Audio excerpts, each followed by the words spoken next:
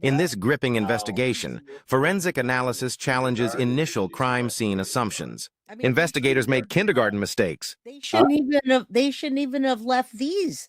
That's evidence. The guy grabbed the bush. You All know what the I'm saying? evidence. I know. Forensically, you would have wanted that whole porch taped off and forensically examined. I just can't Like I said, understand with why. that Hoover machine that takes DNA, they could have hoovered that whole area. You know what, Becky? See, Becky, I don't think it would have been better. I think we wouldn't have heard anything had she paid. Everyone would have just scattered and you wouldn't have heard anything from anybody. They have been able to follow that money. You think so? Yeah. But what if that? But here's the thing. Let's say they followed the money and it was just a hoaxer that somebody, that saw what happened. Then they're never going to get any closer. So I don't know. I think hostage negotiators, FBI and law enforcement know how to handle these things, so to speak, and they were directing the family. I think agree with that. I think they directed Savannah to go over there with Tommaso and Annie and hug on them, and I think that was a show. Staged. That was so staged, right? Maybe even the text that Annie put on there. I think that was absolutely over the top. Annie put that on there, or did Tommaso put that? Or was it all three agreed upon language? It was probably Ashes, scorched earth, scorched fetish ball.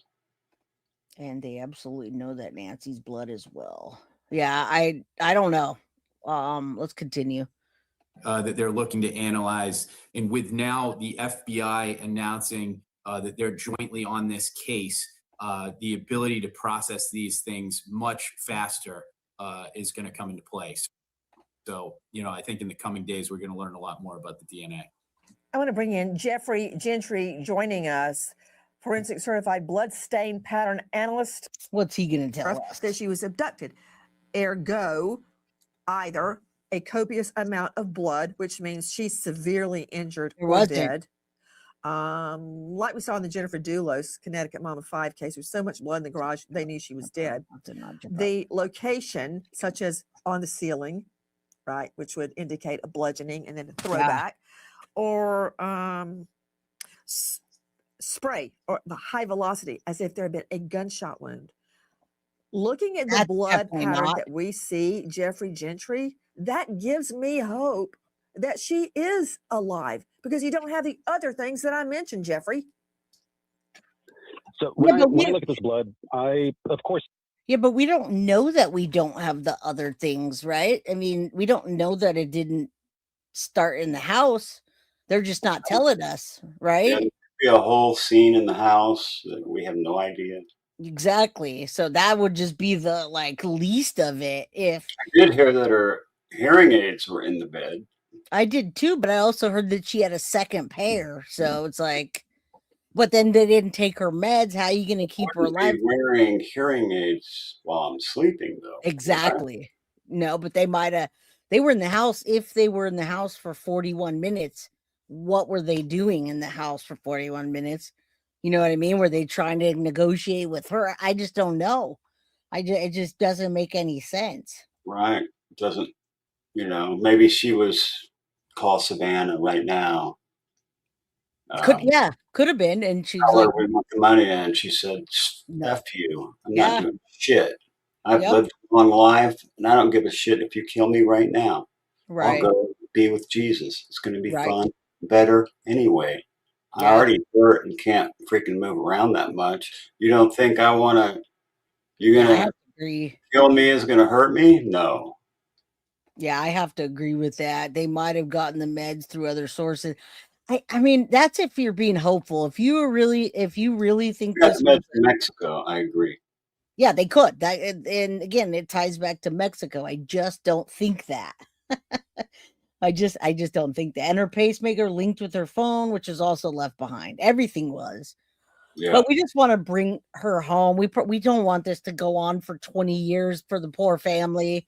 I mean, I don't think it's going to go that long, especially since it's allegedly targeted. But it's just driving me crazy that they're everywhere going to different towns, arresting people, going to restaurants. It just doesn't make sense. Yeah. I want to see about the blood, though. I want to see what he says because I don't remember. I haven't watched this one yet. Actually. Any blood at a crime scene is always concerning. I mean, you should take all precautions if you find blood at a crime scene. It is a tremendous amount of evidence that's in the blood. Not only can it tell you events that happened, but then, of course, you have the possibility to get DNA.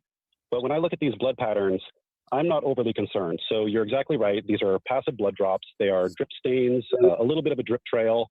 And then there's a blood into blood pattern. A blood into blood pattern is when blood is dripping from height into a blood source. Now that I It's see a neat little pattern this level, of drip stains with the little satellite spatter around it. So this would indicate, one, that this is not a major injury. Somebody of that age can get skin tears very easily in their arms, on their hands, and those are going to bleed quite. Yeah, I don't think that's armor hand. saw the one picture of Nancy with the arm all blue and purple. Yeah, I did see that, and that happens with older, you know. It happens with me. That's why I wear arm protection when I go work on stuff. Oh, does it? It happens with you? Yeah, I wear it up from the wrist all the way up, and then on my legs too. Hey, you just go get tattooed, man. You'll never see it. You get tattooed and you're good to go. You can't see those bruises. Just turn up my perfect body. Orly says, is it Orly Buchanan says, I don't think she left the house alive. Pressured the cops to give it to the FBI. Well, here's the thing is FBI has been in there for a while. I believe that Sheriff Nanos was just having his moment of, having a pissing contest and egos kicked in, but FBI is in there. I don't think they're going to totally hand it over just because that's just not how it works, but maybe we'll hear by the end of the weekend that they found her or something. I know, me too. All right, I want to hear about this. But it also indicates that this person is upright. They are stationary for some period of time, but then there's also movement as well with the drip trail. So nothing that I'm seeing would indicate that, one, this person has a traumatic injury like a gunshot wound or a stab wound, like projected blood patterns. You mentioned cast off from a weapon. You don't see impact spatter. These are all large volume stains that are going straight down, indicating that that person was either walking or stationary, but they're upright. The other thing that I look for is, why isn't there blood on the doorknob? Hold on. You got me drinking out of the fire hydrant. Stop interrupting. Damn it. I like that, though. She does interrupt. She doesn't care. In English. Damn it. That's a lot. Okay. I like for you to just go, but I've got to dissect what you said. I hope I didn't interrupt you. You did interrupt. And all he said was that she was upright, which is different than all of us thinking that they were carrying her, because there's one edge, and I didn't even see that, of the footprint. So I don't know how she was standing up with that without getting any kind of footprints or marks around it where they were standing. That's the first I've heard of that. All right, let's continue. I'm going to be like Nancy Grace and just get loud and interrupt. Train of thought, and you know that you were going to say, and second. But could you, again, slow down and state what you just said? Because I find it extremely compelling. And yes, of course, blood at a crime scene is always bad. It's not good. But given that, would you start again with the passive blood spots, the drip stains? Absolutely. So what we're looking at, I'm looking at the photograph right now. There is a drip trail. So those are individual circular blood stains that obviously fell from height. So this person is upright. There's nothing at all to indicate that they were dragged. There's nothing at all to indicate that they were on the ground and bleeding. You don't see any blood pools. So that gives me hope that this person is alive. The drip stains. But that was 41 days ago, man. You know what I mean? Yeah. What, do they have a secret dungeon where they like? I mean, they could, yeah, if it's that organized. Right? One of those, whatever they call them, that like older women, just got tied up in a dungeon, doing it over and over. I don't know. I mean, it's sick to think about. It is, but it happens. We saw earlier about the guy that has, I don't even know what it's called, but towards older women. Hey, Indy, what's up? You got a lot of your chatters in chat. Mine are in the bushes. They're like, Jay, you've been here too long. We're just wanting to win a prize. Come on.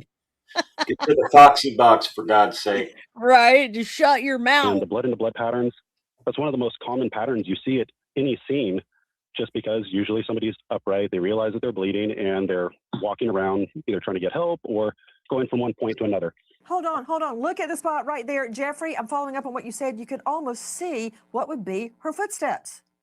Yeah. Based on what you're saying. One by the door. Did you want to say something? Is there one by the door? No, she's talking about the pattern. Yeah, that's what I'm trying to figure out too, because I don't see one by the door. There was one by the door.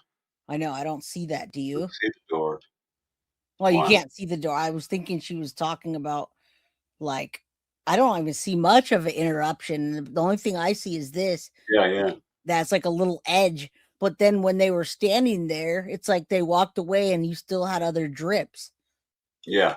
Because it didn't even get into that spot. So you're wondering what the hell they're doing here. Stab. Was there blood in that carpet that they never even... I know. That's ridiculous. I can't believe that, by the way. All right, let's... Format on square 2. See, it starts on square 2, square 1 starting at the door. Step. See, she's pointing to something I can't see. I mean, yeah, she's not showing me. I'm reading into it, but that's all we can do right now. She's saying that's exactly what you would expect. If somebody has, say, a minor injury and they're kind of standing in the same spot, kind of moving around, but then a lot of times people are stepping in their own blood, or the suspect is stepping in their blood. So I hope the investigators are picking up on that and looking for footwear impressions, or what were the suspects possibly wearing. The good thing about her possibly bleeding too is the fact that her blood is not going to only be at this scene, but whatever vehicle she was taken in, the blood's going to be in that vehicle as well. Because a blood pattern like... That's what I think they're looking for with all these damn... with all these damn people. In that backpack, there could have been a freaking big-ass piece of visqueen. They could have lined the whole back of the car with, or the trunk. So the blood out of anywhere. I mean, that's what I would have done. I mean, well, we covered a case yesterday or the day before. He ripped the damn front seat out, and then he ripped all the seams out. I saw that. Yeah, so like I think that's what they may be looking for. But it's interesting that they haven't charged him yet, right? No, they haven't even found the body. I don't think. They just found copious amounts of blood, a missing front seat, and the liner ripped out of the back.